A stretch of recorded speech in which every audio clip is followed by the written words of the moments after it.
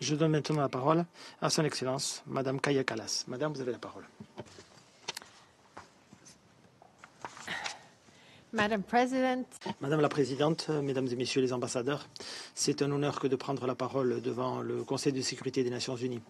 Je voudrais remercier tout d'abord la présidence danoise. Merci d'avoir organisé cette réunion. Je vous souhaite, Madame, tout de bon à la tête du Conseil en cette période difficile. Cette année marque le 80e anniversaire de la Fondation des Nations Unies. C'est une organisation qui est confrontée à une pression sans précédent. Nous constatons des violations flagrantes de la Charte des Nations Unies. Nous constatons des tentatives visant à remplacer l'état de droit par la force. L'ordre international basé sur des règles qui est consacré dans la Charte des Nations Unies est une série de principes universels qui créent les conditions propices à la paix, la prospérité, aux droits humains, à la dignité et au développement pour tous. 80 ans plus tard, nous constatons que ces principes sont remis en question.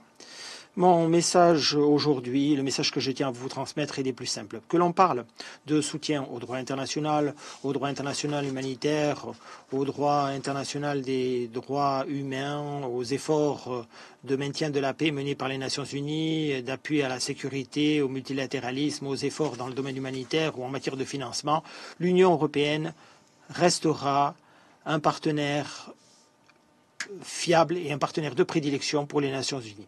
Permettez-moi d'aborder 6 points. Tout d'abord, l'Union européenne appelle au respect du droit international humanitaire et des droits humains, quels que soient les contextes dans lesquels ceux-ci sont menacés ou violés, qu'il s'agisse de Gaza, du Soudan, de la République démocratique du Congo, de Myanmar, de Haïti ou de l'Ukraine.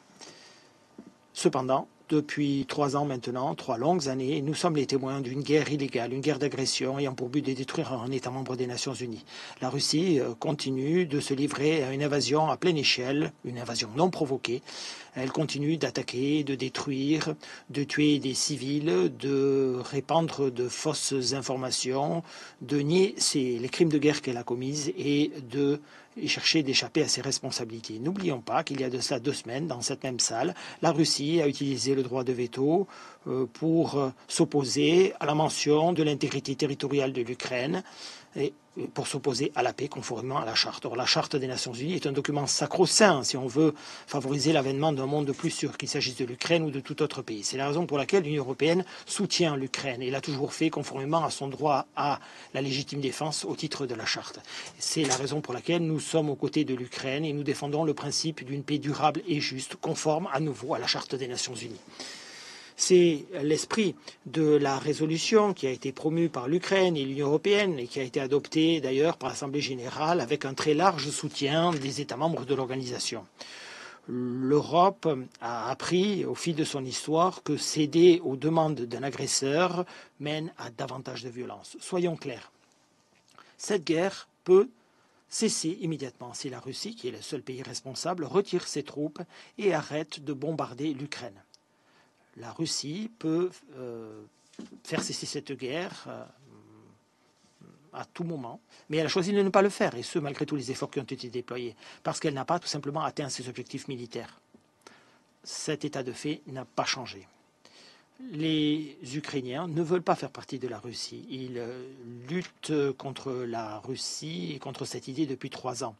Ils méritent de pouvoir décider de leur propre avenir, et nous devrions tous être à leur côté. Cette guerre n'est ni une guerre européenne, ni un conflit entre voisins. Ce n'est pas non plus une guerre par procuration. L'Ukraine est un État souverain, composé de 40 millions d'habitants, qui, depuis 3 ans, lutte pour survivre et pour maintenir son indépendance. Les conséquences de ce conflit vont bien au-delà de l'Ukraine. Elles ont bouleversé les marchés énergétiques et alimentaires mondiaux. Mais ceci est également dû au fait que la Russie, pour soutenir cette bataille coloniale, a impliqué d'autres pays, la Corée du Nord, l'Iran. Les transferts d'armes depuis la Corée du Nord vers la Russie, la présence de troupes sur le terrain ou les programme d'armes nucléaires nord-coréen sont des violations très graves du droit international et des résolutions du Conseil de sécurité. Le soutien militaire fourni par l'Iran à la Russie, y compris par la fourniture de missiles balistiques, est une menace grave pour la sécurité internationale. Par conséquent, nous devons tous faire porter nos efforts sur l'avènement d'une paix durable, juste et rapide en Ukraine.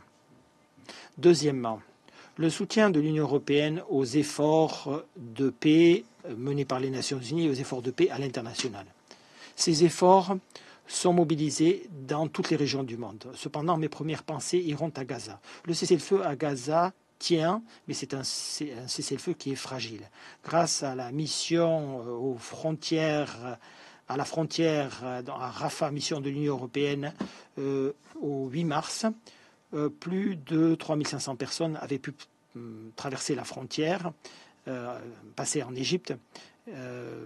2000 personnes ont pu bénéficier d'un traitement médical et ce travail se poursuit. Trop de pays ont été tués des deux côtés. Il est fondamental que les deux parties honorent leurs engagements au titre du droit international humanitaire et que la deuxième phase des pourparlers de paix soit couronnée de succès. Il est impératif que la fourniture d'une assistance humanitaire ne soit pas politisée ou soumise à des conditions. Tout obstacle à la fourniture d'une aide humanitaire à l'échelle nécessaire doivent être levés. L'Union européenne fournit une assistance humanitaire, c'est le numéro 1 en matière d'assistance humanitaire au peuple palestinien à Gaza comme en Cisjordanie. Et nous entendons maintenir ce cap. Le soutien total fourni dans le domaine de l'humanitaire par l'Union européenne et ses États membres au cours des 2 dernières années atteint presque 1,5 milliard d'euros. L'année dernière, nous avons consenti 120 millions d'euros supplémentaires à cet effort.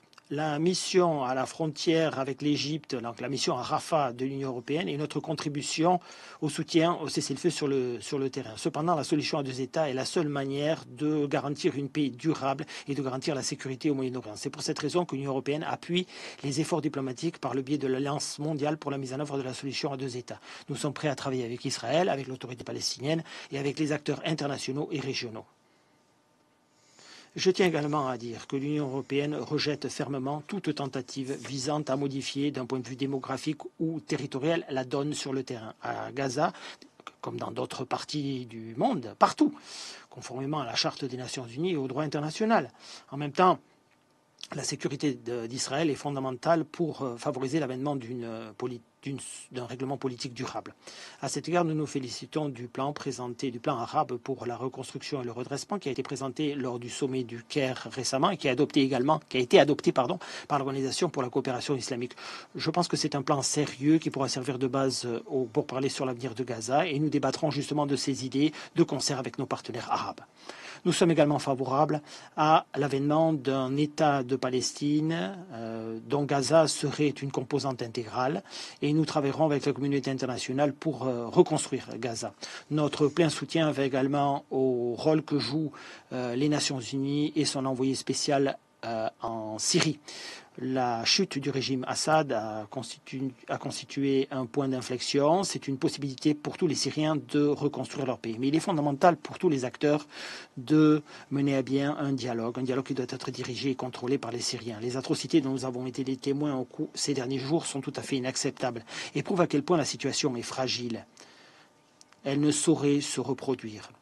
Les auteurs de ces atrocités doivent rendre des comptes pour leurs agissements.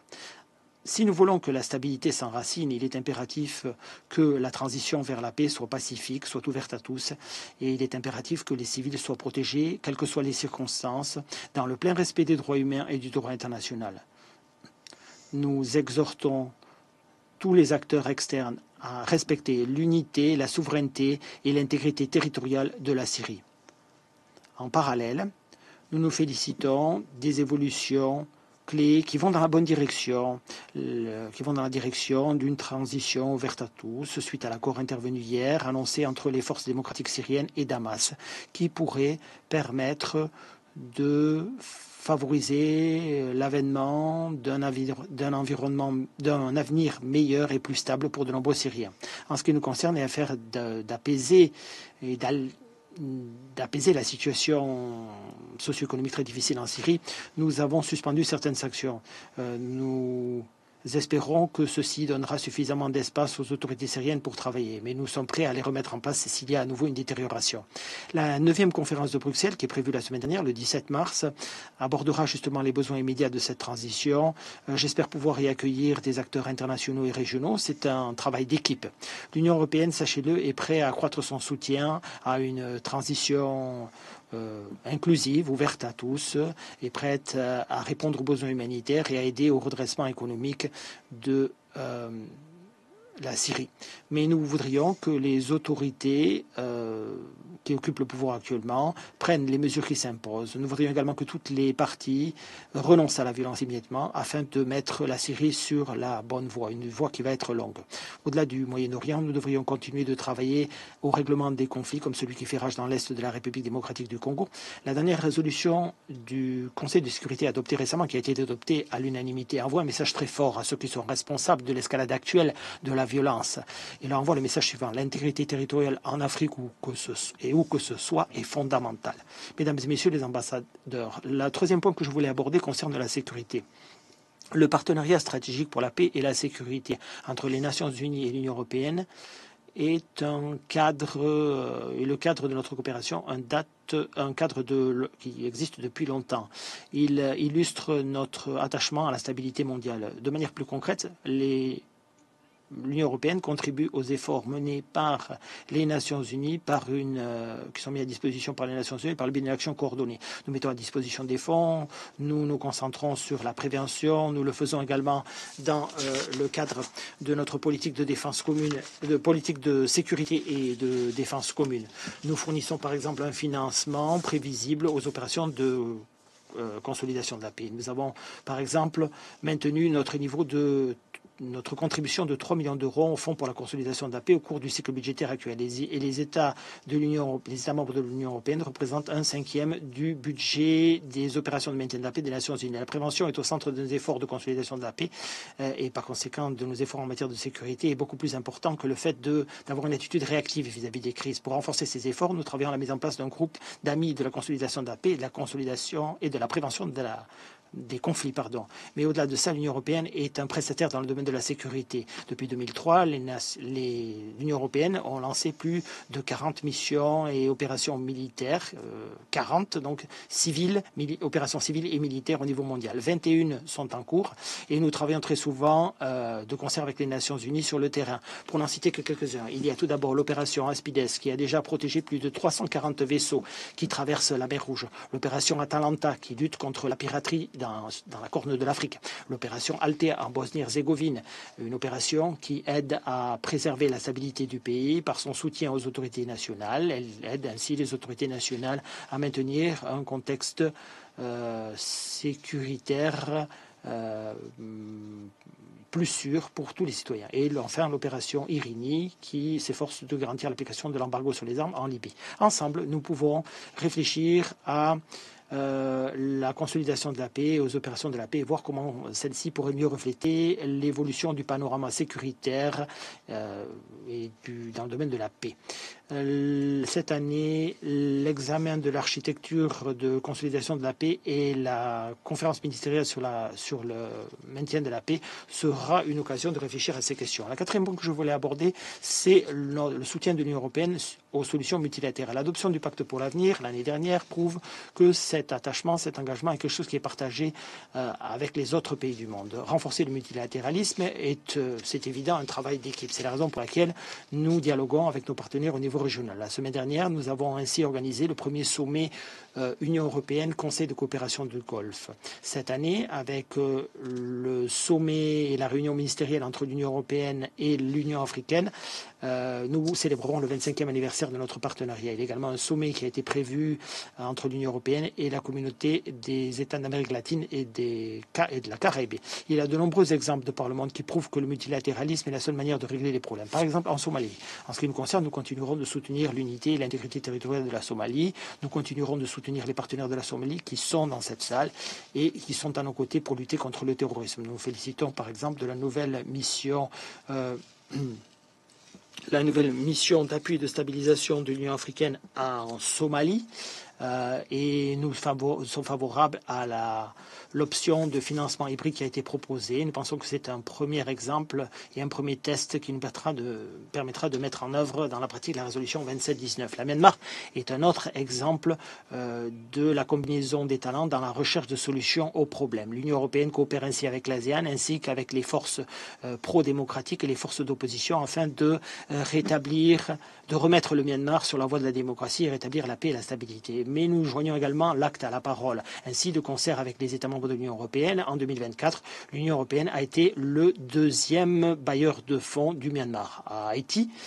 En Haïti, l'Union européenne appuie la stabilisation de ce pays qui devrait déboucher sur des élections. Nous appuyons également la mission d'appui à la sécurité, une mission multinationale, par une contribution financière à hauteur de 10 millions d'euros. Nous travaillons, sachez-le, avec les Nations Unies sur la mise en place de cette initiative. Nous soutenons le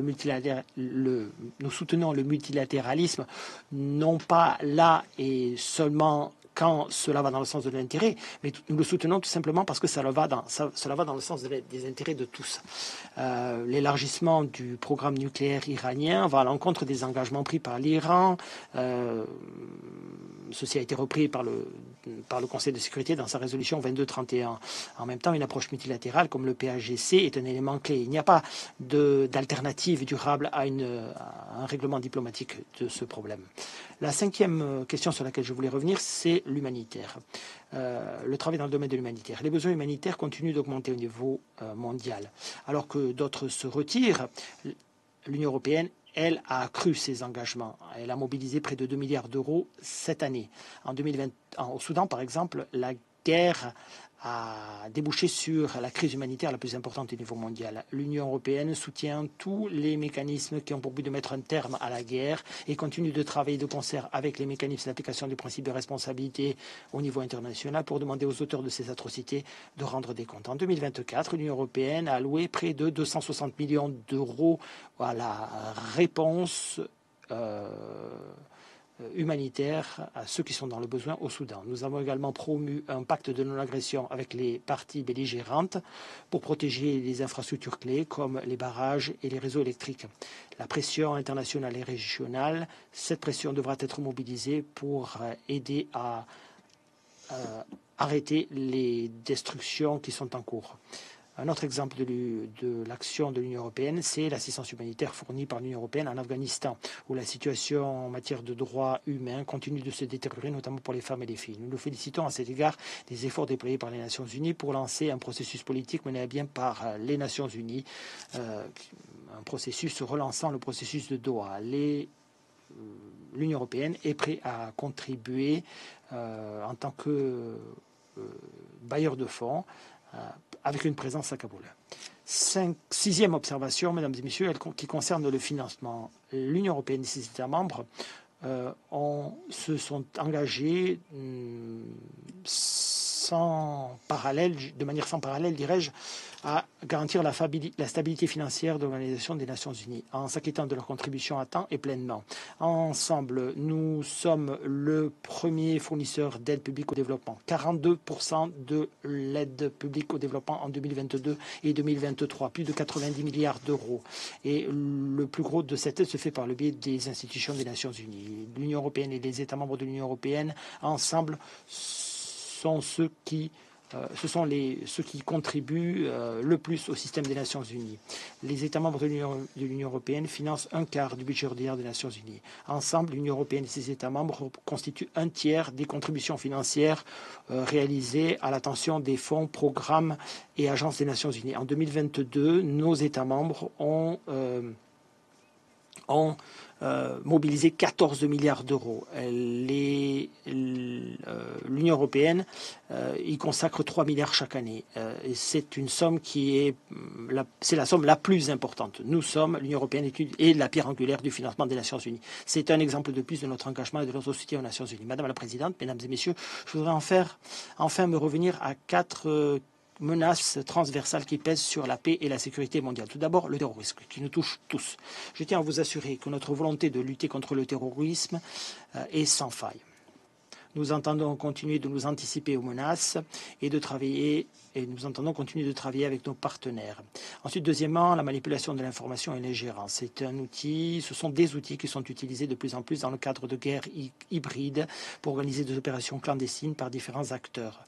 Le cyberespace offre de multiples possibilités de manipuler le discours démocratique, le discours libre et ouvert pour obtenir des gains économiques ou politiques. Conscient de l'urgence de cette problématique, l'Union européenne appuie les principes mis en place par les Nations Unies en matière d'intégrité de l'information. Ensuite, troisièmement, les attaques répétées à l'encontre de l'égalité entre les hommes et les femmes. La Commission sur la condition de la femme se réunit cette semaine. Nous célébrons également le 30e anniversaire de l'adoption du programme d'action de la déclaration de Beijing qui ont fait date. Nous devons comprendre que l'égalité entre les sexes est intimement liée à la résilience démocratique. L'Union européenne soutient également le programme Femmes, Paix et Sécurité. Mesdames et Messieurs les ambassadeurs, je conclus et à cet égard, permettez-moi de souligner l'impératif qu'il y a de réformer notre système multilatéral. Nous sommes tous d'accord pour dire que nous devons redynamiser les Nations Unies, pour que les Nations Unies reflètent mieux le monde d'aujourd'hui. La réforme du Conseil de sécurité est une condition nécessaire si nous voulons que cette organisation, que cet organe s'acquitte de sa responsabilité, qui essaie de maintenir la paix et la sécurité internationale. Délibéré sur la réforme du Conseil dans le pacte pour l'avenir est une réalisation qui reflète, je crois, le consensus qui existe au sein des membres des Nations Unies. Les valeurs et les principes auxquels nous avons adhéré il y a de ça 80 ans restent les mêmes. L'objectif de l'Organisation des Nations Unies reste le même. L'engagement et l'attachement de l'Union européenne aux Nations Unies reste le même. Le contexte politique dans lequel nous évoluons, lui, est en train de changer. Mais vous pourrez compter sur l'Union européenne en tant que partenaire le plus fiable des Nations Unies, plus crédible et plus prévisible. Merci. Je remercie Son Excellence Madame Kallas pour sa déclaration et je donne maintenant la